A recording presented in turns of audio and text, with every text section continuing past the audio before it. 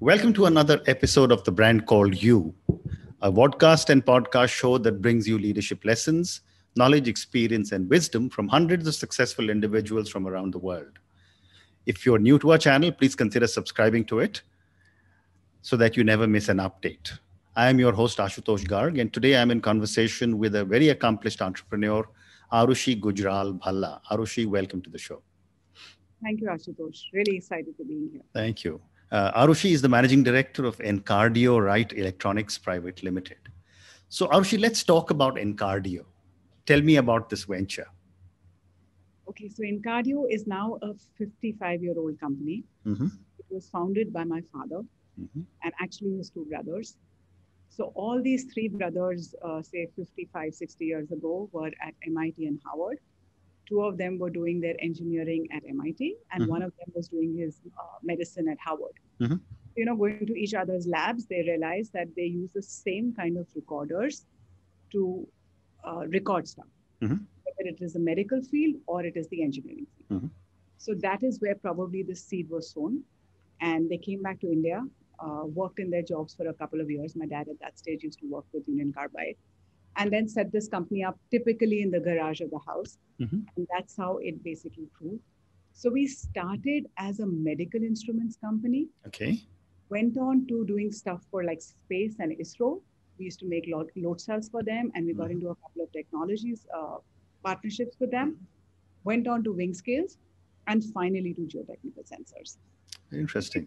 Had a lot of first associated with our names. Like we were the first people to manufacture something like fax machines in India. We were probably one of the first to manufacture stethoscopes. We were known as the Ala factory for the longest time.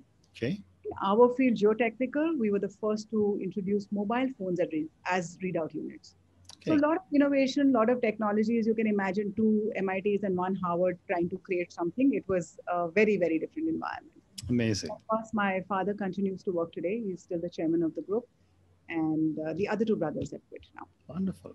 That's And, for our viewers and listeners, what is geotechnical? Okay. So geotechnical is actually a branch of civil engineering, okay, where we are monitoring the engineering behavior of earth materials. To make it simpler, like for you or me as a human being, we monitor our pressure, we monitor stress, we monitor our temperature, we monitor our weight. So we simply do this for structures. Now, supposing there is a metro being constructed where you're sitting, okay? So they will create a tunnel which is 6 to 8 or 10 meters diameter. That much of earth is coming under. Now, specifically, we're sitting in Gurgaon in a 60-story building. That kind of earth coming out, what is the impact on the area around? I see. So we will typically install sensors, seeing any kind of inclination, water pressure, any movement, to ensure that design parameters are being monitored or are being adhered to, and there is safety of the structures around you. So that is what geotechnical monitoring is. Now, could be in civil structures, this could be in landslides, this could be in any kind of flood forecasting. This is, of course, a lot in dams. So any structure which is important, critical, big, it's used to mitigate risk. That's what geotechnical monitoring is. Which means, on a lighter note, when the Leaning Tower of Pisa was built, there was nothing called geotechnical, isn't it? Well, I don't know if there was. In fact, because of geotechnical monitoring, they managed to save it. And because they're constantly monitoring the water pressure and grouting it from the other side, they managed to save the tower. Otherwise, by now, it would have crumpled down. Very well said. So, when I was reading about you, you said that you also work on major projects around the world. Yeah. Tell me, what are some of your challenges as you work in different markets? And what have been some of your key learnings? So let's say we feel the world is very small, though COVID has taught us it is not. But besides the extreme size of the world, every country has their own culture, their own language.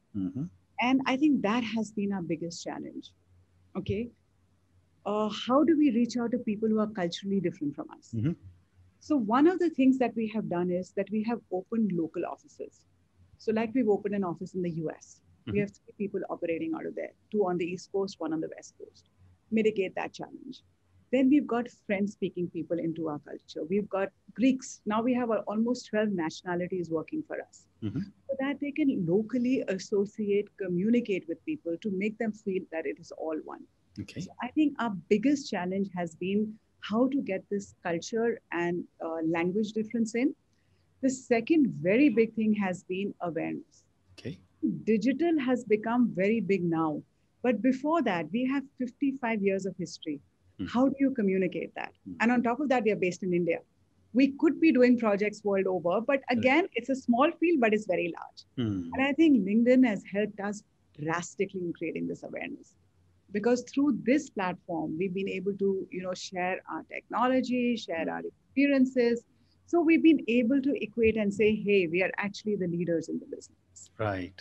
Right? Because, honestly, to survive 55 years, I'm very proud of this legacy. Oh, absolutely. How many companies have actually survived 55 years? I think if you Google it, it will come in a couple of percentages because most companies die out in 20, 30 years. Yes. So in fact, even in our field, we are one of the oldest companies. Though we've changed our pattern, and I think that is the reason we have evolved. So worldwide working has been largely understanding and adapting to that culture. We never had a problem in the Middle East, whether it was Dubai or Qatar, because it was full of Indians. We had like 30-40% of the Indian population and basically worked with them. So it was easier. But Europe, America, Africa, South America now. So these have been the challenges that we've had to face. But I think we're on it. And, adjusting to these cultures, different cultures, like true multinationals, must be requiring a lot of learning and education for the people who are there that you are sending out. So initially, Middle East, we sent out everybody, but everywhere else, whether it is in Spain, in Greece, Morocco, England, we now employ local people. I see. But yes, then what happens is to integrate them in our culture, in the culture of the organization. That needs a lot of interaction, a lot of training. I won't really say training because these are all CEO levels. So, how do you keep making them feel that they belong to something larger, especially in the last 2 years, because some of them have not even been able to visit us. Sure. So it is complicated, but by now employing local people, the challenge is only integrating them with us, not really with clients anymore, because then clients tend to, and because they're local, they know the industry better, they know the clients better. It just makes it a lot easier. And, Arushi, one of the challenges that I have often seen with companies that work in multiple countries is mitigation of risk. Yeah. Because there are currencies involved, there are cultures involved, there are politics involved, et cetera, et cetera. What do you do differently to be able to manage across so many, not just countries, but so many continents? I think the most important thing that we concentrate on really is that ensure that we are legally binding in every country. Okay, so that is the only thing. We employ or hire the best experts who are our consultants. Okay, we make sure that every legal, tax, financial obligation is met. Okay, and we also make sure that we are extra leveraged on insurances in these countries. Because that's the other. See, in India, the impact of things going wrong is nothing, but in international countries, it is a lot. Right. So as long as I think we have kept our legal compliances in place, we've been now in the international markets for over 15 years. I think we've been in a good place. Fortunately for us, currency has been working the right way. Not fortunate for our country, but for us, it's really, we've not really had this kind of, issues with fluctuations there. Culture, I've already told you how we mitigate it. So we are very conscious. And I think we are also a lot more conservative in our international approaches. There are a lot of things that we say no to. We are conscious about our payments. Anyway, our government is very strict on incomings and stuff like that. So we are very, very careful. So there's a lot of business we say no to. We are conservative, we are careful, and we are absolutely legal compliant. There are no shortcuts, come what, come may. We would go 5 steps extra to ensure that everything is safe. We don't want stress on that part. And every country. So in fact, there are certain offices we've shut down also, like Saudi Arabia, we shut down. We just cope with their local requirements. Okay. So it goes country to country, but yes, we're just very conscious of the legal part of it. Very interesting. And, if you look at Indian companies like yours that have gone global, over the last 2 decades, globalization really started with the software companies which went overseas, and now there are the technology companies like yours. My question to you is, what will it take to make many, many more Indian tech companies into global players? So I think we need a lot more investment in our tech space. Mm-hmm. We also need a lot more government support to our MSMEs. Right? That is from the external part of it. But from the internal part, I think Indians really need to start thinking like scientists. We need to be a lot more innovative. We also need to focus on excellence. Very often we have that chalta hai, jugaad. It really cannot get us in the international space. So if we start thinking more and more like scientists, and that's one thing that I'm constantly focusing on, how do I make our people think like scientists? And everything has to be excellent what we do. And that excellence literally has to start from your personal life, to your professional life, to the environment around you, to your workspaces, because excellence, innovation is the only thing that can help us grow in the tech space, or any space for that matter. So that is what I feel. If we focus on these two things, there's no stopping us. Interesting. So let's move on. For an individual who's running a large global company, my question to you, Arushi, is that what is your leadership style? Okay. So I use basically a mix of participative and delegative leadership. All right. I do believe that many minds are better than just one, and everyone on the team has their own strengths. So how do we leverage the strengths is what is important. Okay? So I want, and my most important thing is that I want everybody to be as passionate and love what they do as much as I do. And I have to say that I have actually inherited this legacy. And my father's created a fantastic team. We have people working with us for the last 35, 40 years. Okay. So if we can continue doing that, that is what we're looking for. People are our biggest asset. We are what we are because of them. This is not a one-man show or a two-man show, really. Sure. And I also feel that I delegate. I delegate just about everything. And I believe anything which somebody else can do should be delegated so that we are really focusing on the larger picture. Saying that, ownership and responsibility for the organization is mine. If there is a mistake, if there's a failure, that's when I have to step in and say, okay, sorry, my mistake. So I try and involve people, try and delegate, try and give them a sense of responsibility. So, it is a mix of lot of styles that I kind of adopt. I also really believe in what Jeff Bezos says, that people who are actually successful write a lot, they listen a lot, and they change their mind a lot. Very well so said. I try and get a team who can call me up and say, hey, I don't agree. Final decision will be mine, but at least people who think, what is the sense of having all these fantastic people that form our team if we don't listen to them?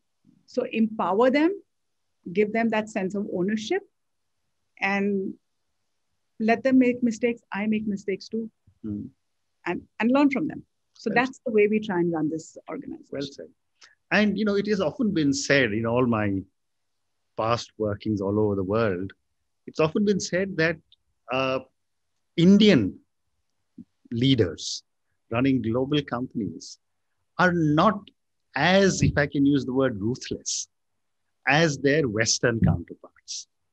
How do you tackle this? Well, I do agree. Because honestly, at the end of the day, for us, our work team becomes family. And somewhere I think our culture and our religion is so strong that we are not as ruthless. And I think our upbringing is about service, of putting the other person before.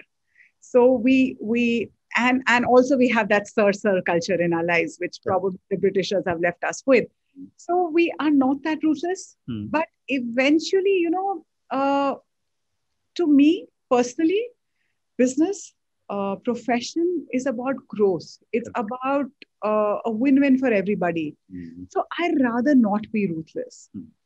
Okay, you can do great jobs without being ruthless. You do not have to have billion-dollar companies to be successful. Correct. It really depends on your definition of success.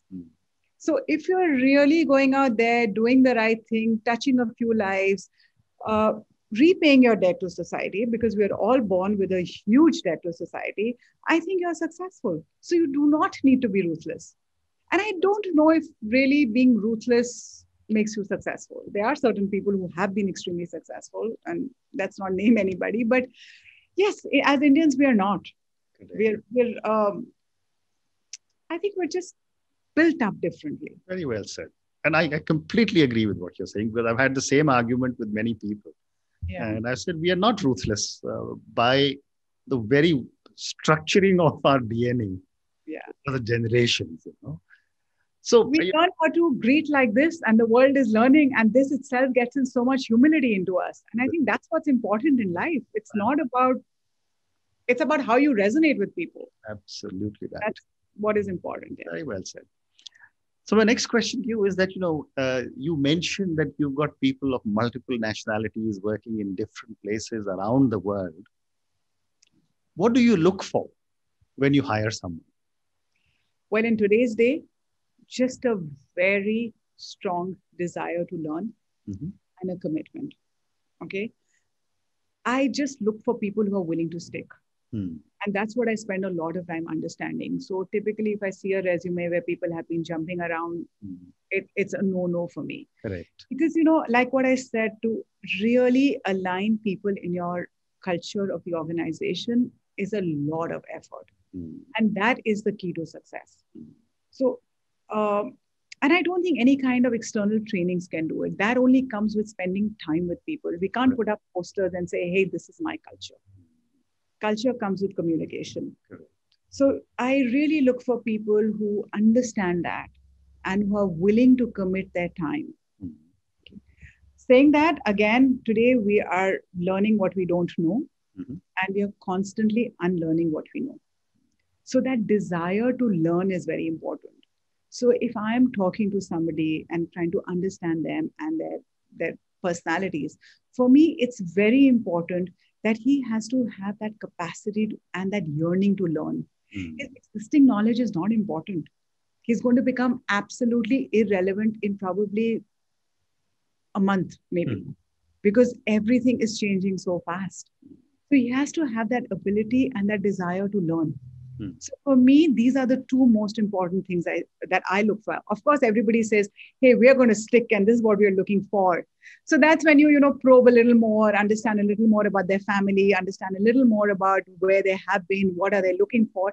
And then, yes, we work very hard to retain them. Sure. So that's the most important thing for me. Wonderful. Wonderful. Yeah. So I'm now going to move to the next segment of our conversation, which are some questions for you personally. All our viewers and listeners love to get to know the guest a little more. Yeah. So, Arushi, tell me, in a career which has, been so successful, you're building a large company, what would you say are 3 key milestones or pivot points in your life or your career? So I think for my life, it was having my children, honestly. They have taught me so much. Multitask, balance my time out. I think a lot of humility, a lot of compassion, because as a mother, you need to have it all. I think the next thing was joining in cardio. Okay, I used to do my own work before. 12 years ago, I went to my father and I said, I want to join in cardio. I'm not an engineer. And it was a big step. And I'm in a totally technology world. I only deal with PhDs. I only deal with people who are from MIT and Harvard and wherever else. So that, I think, was the next big milestone. And I think the third changing point for me was that I decided to learn the Gita. Okay. And learn it from a management point of view. So everything today for me resonates there. Oh, wonderful. Whether it is also my debt to society, because that's what it talks about, whether it is setting the goals, whether it is not being conscious of the phal, but at the same time, striving very hard for profitability, because that is the goal. So I think that learning has really helped me calm down, look at things with a longer vision, and also think very big. You know, people talk about manifestation today. People talk about visualization today. People talk about goal setting today. Everything is down in our scriptures because they tell us, why are you limiting yourself? The world is endless. Correct. So I think my learning and honestly taking classes has made a huge difference to me. And I have now started kind of documenting my thoughts because I want to give it out to my children. And I think that process of documenting my thoughts has helped me learn even more. Fantastic. And who knows, maybe a new book on the way. Oh, yes, there is, but not for publishing, but yes, for my children for sure. Okay. Yeah, there is. Yeah. Wonderful. Yeah. So my next question, Aarushi, is that, you've spoken about, values, you've spoken about culture. What would you say are some of the core values you believe in? Well, it's integrity and honesty for me. That is the most important thing. You have to be honest. And with whatever, in what you do, in your relationships, with your children, with your clients. And I think that's what takes you a long way. And again, for me, the most important thing is the relationships that I build. Okay. But my people, my clients, my staff, my children, my family, everybody. So these are the values that I try and think, okay, I don't succeed every time, but I try and do things with a win-win for everybody so that's how you can succeed. I'm trying to adapt that, but I'm not absolutely 100% successful, but that's what I would eventually call myself successful. Wonderful. So I have time for two more questions to you. My next question is, as you look back, 12 years, you said you were on your own and then you joined Incardio. What does success mean to Aarushi? Success means to me of being able to sleep well at night and having people who care for me, people I care for, taking this legacy forward and getting that respect in society. Okay. And even in my professional community. It's really not about my turnover. That is not success to me. But people calling me up and saying, hey, I have a problem. Can you help me out? Okay, I think I've been there. Making my own staff feel confident that they can call me at any time and I'm there for them. So that is success for me. And success also for me is learning every day. So I have, of course, a vision laid down for me. And there are certain physical, mental, emotional, health goals written out there. And success for me is a measure of that. How much am I progressing? How far am I progressing on that? Wonderful.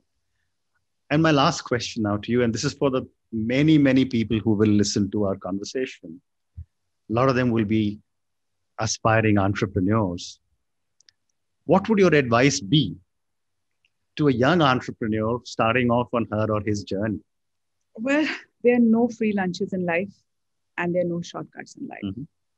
You have to put in your heart and soul into whatever you do.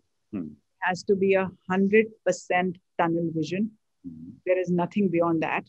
And you have to be excellent at what you do and you need to take initiative. If you sit out there and you say, hey, the guys are going to come out and take me up, nobody is going to come and take you out. So initiative, excellence, and 100% commitment to what you're doing. That, I think, is the road to success. That is what you say is the guru mantra. I think that's the guru mantra. Absolutely. Very well said. In your professional life. Personal life, of course, is different. I agree. Aarushi, thank you so much. It's been such a pleasure speaking to you. Thank you for taking me down this incredible journey you've had with Incardio. And I wish you and Incardio lots of success. Thank you so much, Ashutosh. It's been lovely talking to you also. Thank you for listening to the Brand Called You videocast and podcast, a platform that brings you knowledge, experience, and wisdom of hundreds of successful individuals from around the world. Do visit our website www.tbcy.in to watch and listen to the stories of many more individuals. You can also follow us on YouTube, Facebook, Instagram, and Twitter. Just search for the Brand Called You.